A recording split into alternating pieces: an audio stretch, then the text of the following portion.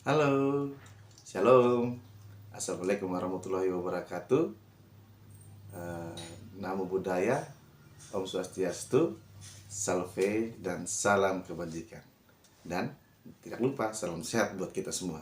Oke teman-teman, ya pada kali ini sesi yang selanjutnya ya saya akan memberikan materi tentang pluralisme hukum di Sumba dan permasalahannya. Ya, pada kali ini saya akan menjelaskan tentang apa itu pluralisme hukum, ya, kemudian bentuk-bentuk pluralisme hukum di Sumba, dan yang terakhir mengenai ketegangan atau konflik akibat adanya pluralisme hukum yang ada di Sumba. Oke teman-teman, untuk itu tonton terus video ini, jangan di skip agar teman-teman mengerti tentang materi yang saya berikan. Oke baik teman-teman, sekarang saya akan menjelaskan tentang apa itu pluralisme hukum. Oke baik teman-teman, kali ini saya akan menjelaskan tentang pluralisme ya. Pluralisme itu sendiri berasal dari bahasa Inggris yaitu pluralism. Terdiri dari dua kata, yaitu dari kata plural yang artinya beragam dan isme yang artinya paham. Ya. Jadi secara tata bahasa, pluralisme itu mempunyai arti keberagaman pemahaman, ya, keberagaman pemahaman atau bermacam-macam paham, ya. Arti ini memang sedikit ambigu karena tidak seragam, ya. Beragam lawannya tidak seragam, artinya bermacam-macam, artinya bisa A, pemahamannya bisa B, pemahamannya bisa C, ya, seperti itu. Dalam suatu wadah tertentu, ya. Yang dalam hal ini kita bahas wadah tersebut adalah lingkungan masyarakat, ya. Jadi teman-teman, kalau kita hubungkan ya dengan definisi hukum yang lalu kita sudah sempat bahas ya. Jadi pluralisme hukum itu adalah keberagaman hukum atau keberagaman perintah, larangan, kewenangan, hak dan kewajiban. Ya. Seperti itu teman-teman. Ya. Next. Jadi saya ulangi, apabila dihubungkan pluralisme hukum itu dengan hukum yang sebelumnya, ya. Oke teman-teman, mengenai pluralisme hukum ini, yang plural adalah adanya berbagai sistem hukum yang hidup di masyarakat, teman-teman. Seperti itu. Ya. Itu yang disebut plural. Ada hukum dari negara, ada hukum dari agama, ada hukum dari adat. Dan semuanya itu hidup di dalam suatu masyarakat, bekerja di dalam suatu masyarakat.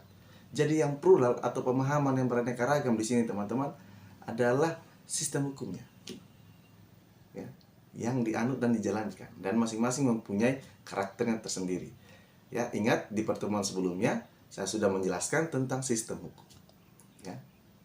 Kemudian saya lanjutkan mengenai perkembangan pluralisme hukum di Indonesia. Ya, itu gerakan-gerakan perubahannya muncul melalui advokasi terhadap masyarakat adat, teman-teman.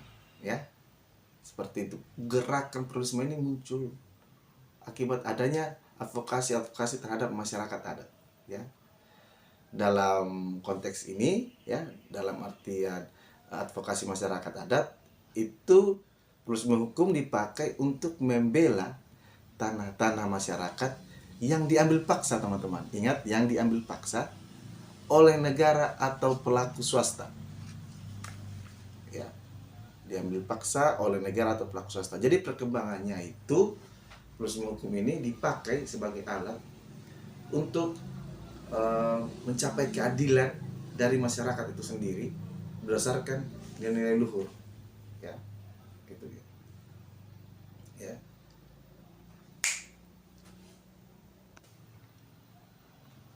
Hukum adat dapat juga ditampilkan sebagai lawan dari hukum negara yang memberi keabsahan terhadap perampasan tanah adat.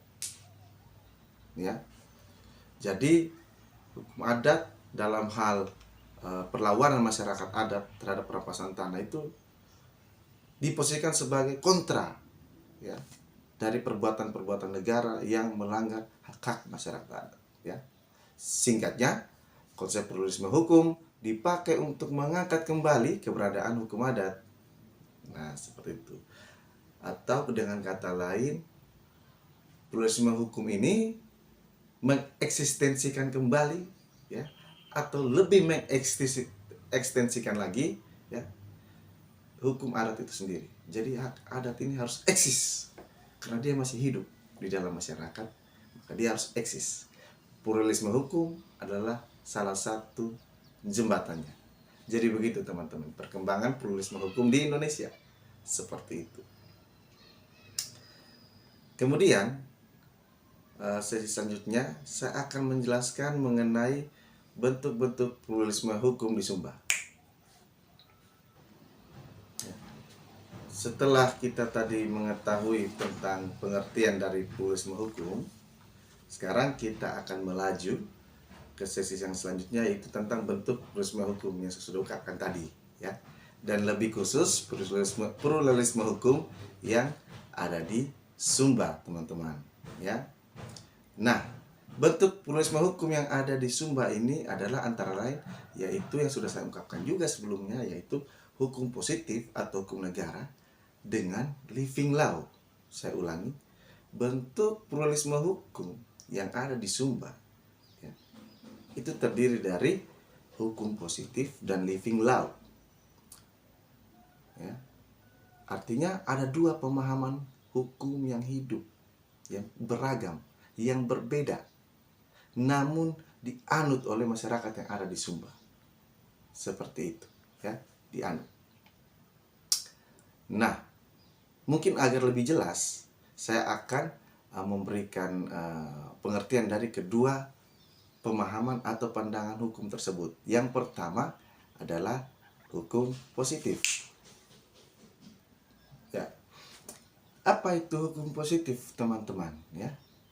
Hukum positif itu juga disebut sebagai ius constitutum, ya, yang berarti kumpulan asas dan kaidah hukum yang tertulis yang pada saat ini sedang berlaku, ya, yang pada saat ini sedang berlaku, dan mengikat secara umum atau khusus dan ditegakkan oleh atau melalui pemerintah atau pengadilan dalam negara Indonesia.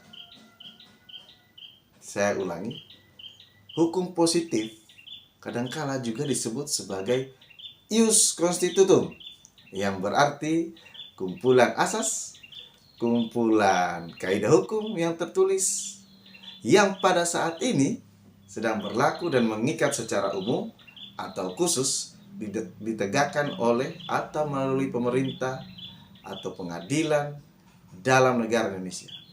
Saya berikan contoh, ya. Oke, contoh-contoh dari kumpulan asas atau kaidah hukum yang tertulis ini seperti apa? Oke, saya akan berikan. Misalnya pasal 338 KUHP, Kitab Undang-Undang Hukum Pidana di Indonesia, menyatakan kurang lebih barang siapa, ya, yang merampas atau mengambil nyawa orang lain secara melawan hukum akan dipidana dan penjara kurang lebih selama atau paling lama selama 15 tahun penjara, ya, seperti itu, teman-teman. Nah, itulah hukum positif yang berlaku artinya saat ini jika teman-teman atau siapapun melakukan pembunuhan terhadap orang lain, maka teman-teman diancam dengan maksimal 15 tahun penjara menurut pasal 338. Nah, itu dia. Itu yang disebut positif. Berlaku secara ini. Dan kemudian ditegakkan oleh pemerintah atau pengadilan. Nah, ada lembaga-lembaga tertentu yang mempunyai wewenang untuk mengadili barang siapa yang melanggar aturan dari pasal 338 tadi. Contohnya kalau kita di Sumba Timur adalah Pengadilan Negeri Sumba Timur, ya, seperti itu. Jadi tidak semua orang bisa menjadi hakim, tidak bisa orang menjadi pengadil. Asal-asal bilang kamu bersalah karena melanggar 338. Tidak semua orang, hanya orang-orang lah yang punya kewenangan itu yang diatur juga dalam hukum positif. Ya. Tidak semua orang, hanya orang-orang tertentu yang telah diamanatkan oleh undang-undang. Ya, seperti itu. Oke, sudah paham teman-teman? Ya, next kita lanjut.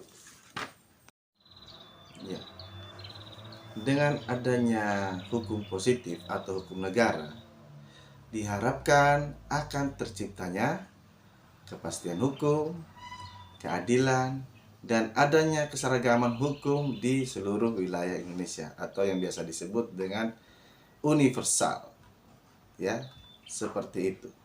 Nah, hal lain teman-teman, fungsi dari hukum yang positif ini yaitu yang pertama sebagai alat mengatur tata tertib teman-teman. Jadi fungsi dari hukum positif ini atau hukum negara ini sebagai alat mengatur tata tertib. Contohnya aturan tentang di jalan raya negara mengatur, gunanya supaya tertib agar tidak terjadi namanya kecelakaan atau hal-hal yang merugikan masyarakat.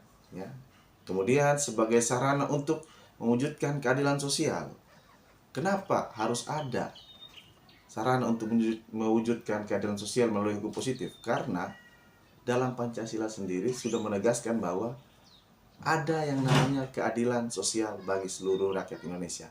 Sehingga agar keadilan sosial itu terjadi, maka diperlukannya ada suatu produk hukum, yaitu hukum positif tadi teman-teman.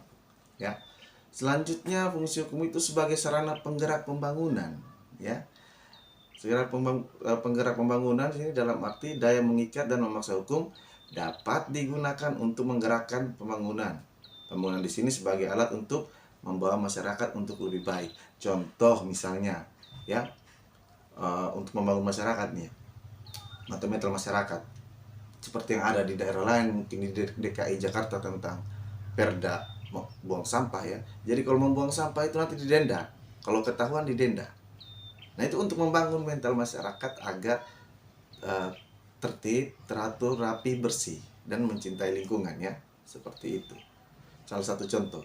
Atau mungkin teman-teman yang suka iseng coret-coret atau istilahnya vandalis ya. Coret-coret di patung kuda sana tulis nama itu ya, itu akan dikenakan sanksi apabila melakukan hal tersebut. Nah, itu untuk membangun teman-teman. Itu adalah fasilitas atau milik dari pemerintah, yaitu fasilitas publik. Itu milik bersama, tidak boleh dicoret-coret. Itu mengurangi keindahan. Kalau mau dicoret-coret, nanti pemerintah sediakan tempat untuk menggambar, melukis. Seperti yang baru-baru terjadi ini di lapangan Preliu, ya, seperti itu. Kemudian fungsi hukum yang dipositifkan itu juga berfungsi sebagai penentu alokasi wewenang ya secara terperinci, siapa yang berwenang, siapa yang melaksanakan ya. Sebagai contoh pembagian kewenangan, nah, yang berwenang untuk menyelidiki di tingkat awal, berwenang untuk menangkap, nah itu berwenang untuk mengamankan, itu ada pada pihak kepolisian, dia berwenang di situ saja. Namun untuk memutuskan bukan kepolisian, pihak yang berwenang adalah hakim yang berwenang untuk memutuskan apakah bersalah atau tidak, ya. Gitu. Dan juga ada pihak yang berwenang untuk menuntut, bukan polisi juga, ada yang namanya jaksa penuntut umum. Dia berwenang untuk menuntut atas dugaan kesalahan orang-orang ya yang telah ditangkap dan diperiksa oleh polisi tadi. Jadi itu contoh teman-teman ya. Jadi untuk itu ya, alokasi wewenang. Kemudian ada alokasi wewenang, siapa yang membuat peraturan, siapa yang menjadi kepala pemerintahan ya. Seperti itu alokasi. Siapa yang berwenang untuk mengurus lingkungan hidup. Nah, ada Kementerian Lingkungan Hidup dan dinas-dinas lainnya. Jadi seperti itu ya fungsinya. Kemudian apalagi fungsi dari hukum yang dipositifkan ya? Sebagai alat penyelesaian sengketa, teman-teman. Nah, saya berikan contoh, misalnya ya, ada rebutan harta waris antara ya ibu pewaris dengan istri pewaris. Nah, misalnya si A meninggal. Si A meninggal kemudian meninggalkan orang tuanya, satu ibu, satu istri. Mereka rebutan hak waris dari si A ini yang meninggal, ya, laki-laki. Nah, bagaimana menyelesaikannya ini? Ribut mereka. Misalnya hak warisnya berupa sebuah mobil. Mobil Pajero dan mobil Fortuner. Wah, keluaran tahun 2020. Wah, mantap nih ya. Nah, untuk menyelesaikan perebutan itu, maka ada caranya yang ditetapkan oleh hukum positif, yaitu melalui pengadilan. Di situ akan dilihat siapa yang punya hak, seperti itu. Dan kalau secara ilmu hukum waris nasional yang dipositifkan, kita tunduk dalam hukum perdata, ya, itu yang berhak adalah istri saja, karena istri termasuk dalam ahli waris golongan 1, ya. Kalau orang tua dan saudara kandung masuk dalam ahli waris golongan 2, seperti itu. Kalau golongan satunya tidak ada, baru golongan 2 dapat. Kalau golongannya 1 masih hidup, salah satu golongan 1 itu masih hidup, ya, istri atau anak, ya, itu yang mendapatkan hak waris saja, orang tua tidak. Nah, itu yang berlaku secara positif di Indonesia. Dan tempat penyelesaiannya yang akan menentukan hal itu, yang akan mensahkan itu adalah pengadilan. Jadi gitu teman-teman. Itu fungsinya hukum dipositifkan, agar menyelesaikan sengketa supaya jelas, supaya tidak berkelahi, tidak chaos. Ada lembaganya, pengadilan, untuk mengadili siapa yang berhak, siapa yang tidak, siapa yang salah, siapa yang benar. Seperti itu, ya. Kemudian yang terakhir, fungsi hukum dipositifkan sebagai sarana memelihara kemampuan masyarakat untuk menyesuaikan diri dengan kondisi kehidupan yang berubah, yaitu dengan cara merumuskan hubungan-hubungan esensial antara anggota masyarakat, ya. Jadi begitu teman-teman. Itu tadi kita berbicara mengenai hukum positif, teman-teman, ya. Saya rasa teman-teman sudah semakin paham, ya, apa itu hukum positif. Intinya hukum positif adalah hukum yang dibentuk oleh negara dan dia harus tertulis, ya. Dan fungsi-fungsinya tadi saya sudah jelaskan. Oke, next, selanjutnya kita akan berbicara tentang living law. Baik teman-teman, living law itu secara ringkas saya jelaskan adalah hukum yang tumbuh dan berkembang yang dijadikan sebagai pedoman perilaku, ya. Hukum yang tumbuh yang berkembang, artinya tumbuh dan berkembang ini dia tidak dibentuk oleh negara, teman-teman, tapi dia tumbuh dan berkembang di mana? Di masyarakat itu sendiri. Itu mengenai living law. Nah, istilah the living law ini pertama kali dikemukakan oleh Eugene Enrique, ya. Eugene Enrique itu mengungkapkan the living law itu sebagai lawan dari state law atau hukum yang dibuat oleh negara atau hukum positif yang kita sudah bahas tadi. Begitu teman-teman, ya. Jadi living law ini merupakan lawan dari hukum positif, ya. Friedrich Carl von Savigny, ya, pernah mengungkapkan bahwa Volksgeist atau national character atau national gaze atau volks karakter atau jiwa bangsa dalam bahasa Indonesia, ya, dia menyatakan hukum lahir dari keyakinan bangsa tertentu. Jadi Volksgeist, national character, national gaze, volks karakter atau jiwa bangsa itu menyatakan bahwa hukum itu lahir dari keyakinan bangsa tertentu. Hukum itu merupakan jiwa dari bangsa, bukan dari buatan negara. Jadi jiwa bangsa itu berasal dari mana? Dari sejarah yang diciptakan oleh umat manusia itu sendiri, bangsa itu sendiri. Sejarah itulah yang merupakan jiwa mereka. Dan sejarah itulah yang akan menjadikan atau menciptakan suatu hukum, ya. Dia, artinya karena dia mengungkapkan sejarah, jadi hukum merupakan salah satu aspek dari budaya. Jadi hukum tidak bisa lepas dari budaya yang hidup di masyarakat. Oleh karena itu, Friedrich Carl von Savigny dia melanjutkan, karenanya hukum itu ditemukan dalam masyarakat, tidak diciptakan oleh yang berkuasa, dalam hal ini berwenang, yang dimana hal tersebut berlawanan dengan apa yang diamanatkan oleh hukum positif atau teori hukum positif, yaitu hukum dibuat oleh yang berwenang, atau itu pemerintah, ya, dibuat oleh negara. Sedangkan menurut Friedrich Carl von Savigny, hukum itu tidak diciptakan oleh penguasa, tapi dia ditemukan oleh masyarakat itu sendiri. Seperti itu. Jadi ada perbedaan. Disinilah letak keberagaman hukum, teman-teman, yang ada di Sumba juga, teman-teman. Ya. Nanti kita akan lebih lanjut mengenai tersebut. Ya. Nah, sumber hukum dari Living Law itu bukan hukum yang tertulis, teman-teman, seperti yang ada pada hukum positif atau hukum negara. Ya. Sumber dari Living Law itu ada pada hukum agama, ada pada hukum adat dan pergaulan hidup sehari-hari atau kebiasaan yang sudah diterima secara umum. Sumber Living Law itu bukan dari undang-undang, teman-teman, berbeda. Ya, dari hukum agama. Hukum agama itu apa isinya? Ajaran-ajaran agama tersebut. Itulah yang menjadi patokan acuan perilaku. Kita harus taat. Ya. Kemudian hukum adat. Tidak ada dia di dalam peraturan perundang-undangan yang menyatakan kalau adat itu di Sumba harus A, B, C, D, pakai nama itu. Tidak ada dalam undang-undang mengharuskan itu. Yang mengharuskan itu adalah pergaulan hidup, budaya, tradisi yang sudah turun-temurun, yang diwariskan secara lisan, ya, dan terus-menerus seperti itu. Dan hal itu ada di Sumba sini, teman-teman. Saya berikan contoh bukti nyata, teman-teman. Mungkin teman-teman sering jumpai bahwa proses nikah yang terjadi di Sumba, kita menganut semuanya, ya, baik hukum negara dan Living Law. Ya.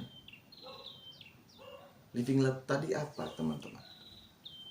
Yaitu hukum agama dan hukum adat dan pergaulan hidup. Ya. Nah, dalam perkawinan, teman-teman pasti sering melihat adanya prosesi peminangan secara budaya adat istiadat. Harus datang ke pihak perempuan, memakai atribut sedemikian rupa, ya. Kemudian ada peninggalan tahu di depan, kemudian ada unang, ya. Dan itu semua diwariskan secara turun-temurun. Itu adalah Living Law, hukum yang hidup di mata masyarakat, tercipta oleh masyarakat, ditemukan sendiri oleh masyarakat, ya. Dan terus ditaati. Itu pertama. Nah, selanjutnya, setelah itu dilakukan, kemudian sudah selesai, sudah kesepakatan pernikahan, pasti kalau yang beragama Kristen akan melanjutkan dengan pemberkatan nikah di gereja. Artinya dalam diri masyarakat Sumba itu selain hukum adat, dia tunduk juga terhadap hukum agamanya, khusus untuk agama, bahwa harus diberkati oleh pendeta atau oleh pastor, sehingga kau sah sebagai suami istri menurut hukum agama. Nih sudah dua nih, ya. Tapi sama-sama Living Law, walaupun berbeda antara hukum adat dan hukum agama, ya, tapi keduanya masih kategori Living Law, ya. Dan yang terakhir yang dilakukan oleh masyarakat Sumba, sudah melakukan adat, sudah melakukan nikah gereja, mereka melakukan pencatatan sipil. Nah, disinilah baru mereka menundukkan diri pada hukum positif, ya. Pencatatan sipil adalah lembaga yang diciptakan oleh negara. Disitulah letak mereka tunduk terhadap hukum positif. Dan inilah bukti bahwa di Sumba, salah satu bukti bahwa di Sumba itu mempunyai pluralisme hukum. Dalam suatu masyarakat, ya, dia menganut berbagai sistem hukum. Contohnya perkawinan tadi, ya. Ada hukum negara, dia tunduk. Hukum agama dia tunduk, dan hukum adat dia tunduk. Ya. Begitu, teman-teman.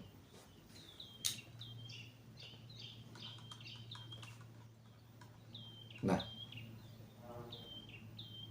baik. Kemudian saya lanjut. Nah, saya lanjutkan tentang pengakuan adat dalam konstitusi. Artinya negara sebagai lembaga resmi yang mempunyai kuasa, mempunyai wewenang untuk membentuk hukum positif, mengakui adanya hukum adat dan masyarakat adat. Nah, hal ini nampak pada pasal 18B ayat 2 Undang-Undang Dasar tahun 1945, ya, di mana Isi dari pasal tersebut berbunyi, negara mengakui dan menghormati kesatuan masyarakat hukum adat beserta hak-hak tradisionalnya sepanjang masih hidup dan sesuai dengan perkembangan masyarakat dan prinsip negara kesatuan Republik Indonesia yang diatur oleh undang-undang. Begitu teman-teman. Ya, saya ulangi. Dalam pasal 18B ayat 2 Undang-Undang Dasar, negara mengakui dan menghormati kesatuan masyarakat hukum adat beserta hak-hak tradisionalnya sepanjang masih hidup dan sesuai dengan perkembangan masyarakat dan prinsip negara kesatuan Republik Indonesia yang diatur dalam undang-undang. Ya. Artinya begini teman-teman. Ya. Pasal 18B ayat 2 ini mempunyai tujuan untuk menghormati living law, khususnya hukum adat.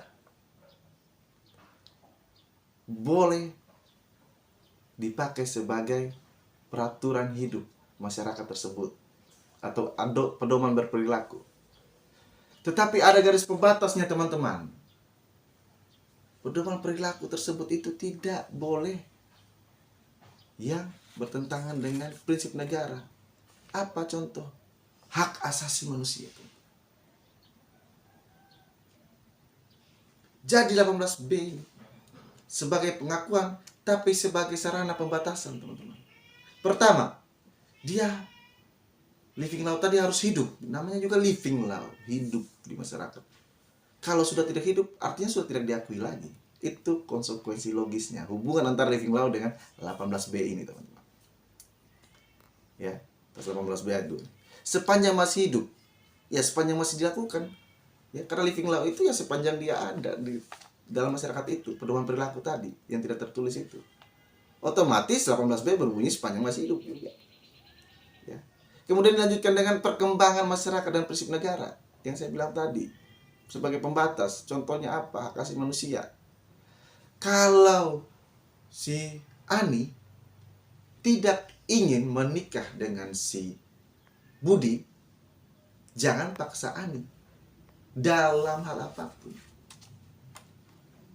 Ya, karena itu sudah melanggar prinsip negara. Boleh menjalankan budaya, boleh menjalankan adat, tapi jangan melanggar prinsip negara. Kamu boleh mengadakan pasola, boleh, karena tidak ada melanggar prinsip negara. Tapi kamu tidak boleh menculik anak orang secara paksa, kemudian mengajak dia untuk menikah, kemudian memberitahukannya kepada orang tuanya bahwa anak tersebut atau perempuan tersebut saya jadikan istri. Tidak boleh, karena itu melanggar hak asasi.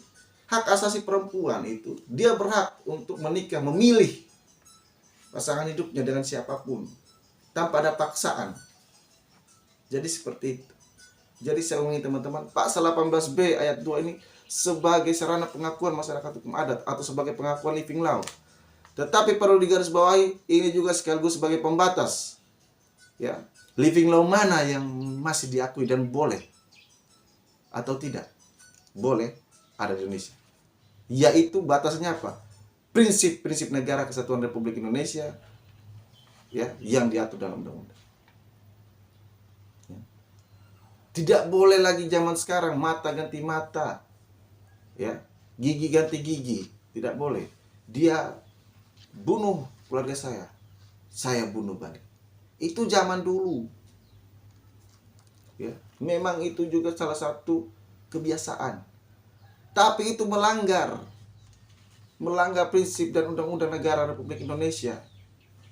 Tidak boleh. Sehingga apabila teman-teman melakukan hal demikian dengan alasan tradisi atau adat, pasti teman-teman akan dipenjara karena melanggar prinsip itu. Begitupun ketika pernikahan tadi. Ya. Ketika teman-teman melakukan hal tersebut yang melanggar prinsip-prinsip negara, tetap, ya. Dan saya rasa juga ya, adat itu diciptakan untuk kebaikan, ya. Budaya, kata budaya sendiri untuk kebaikan.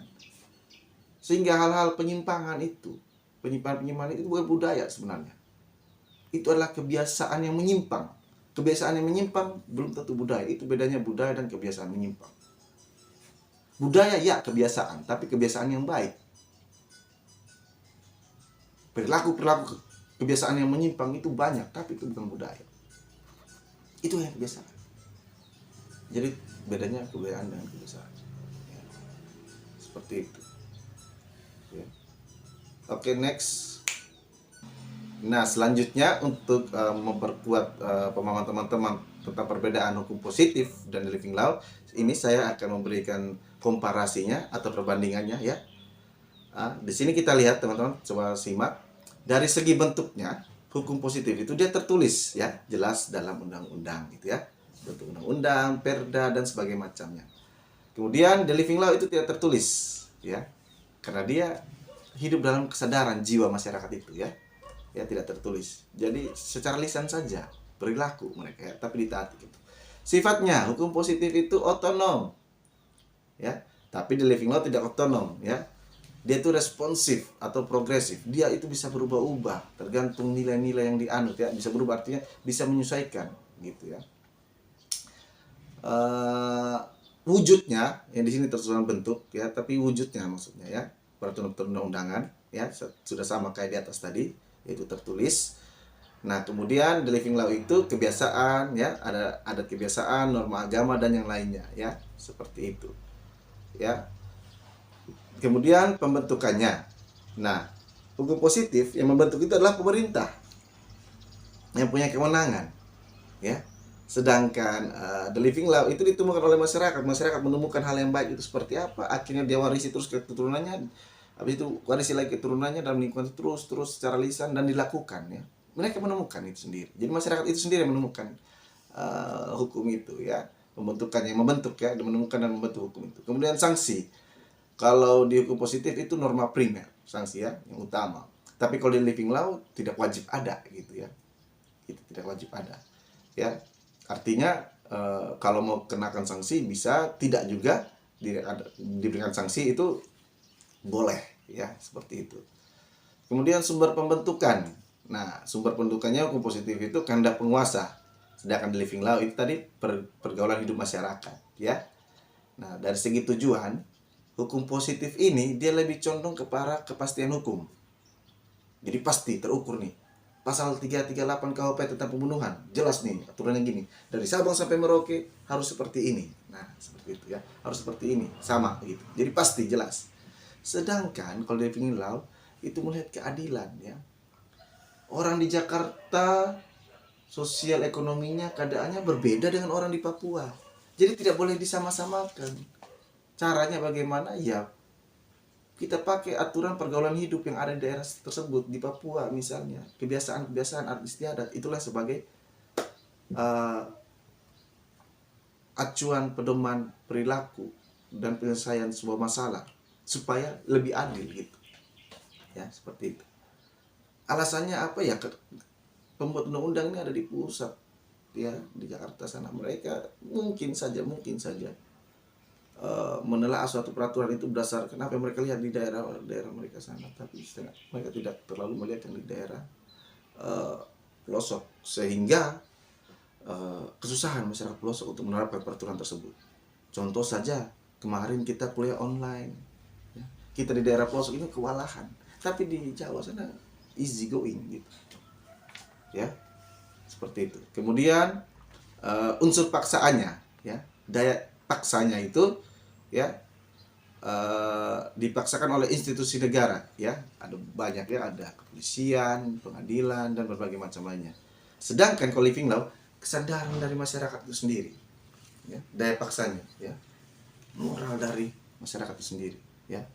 Kemudian keberlakuannya, hukum positif itu secara yuridis dan living law secara sosiologis. Oke, teman-teman, sudah saya jelaskan mengenai perbandingan antara hukum positif dan the living law, khususnya mengenai adat ya, lebih fokus. Selanjutnya saya akan memberikan materi atau penjelasan terkait dengan ketegangan atau konflik akibat pluralisme hukum di Sumba.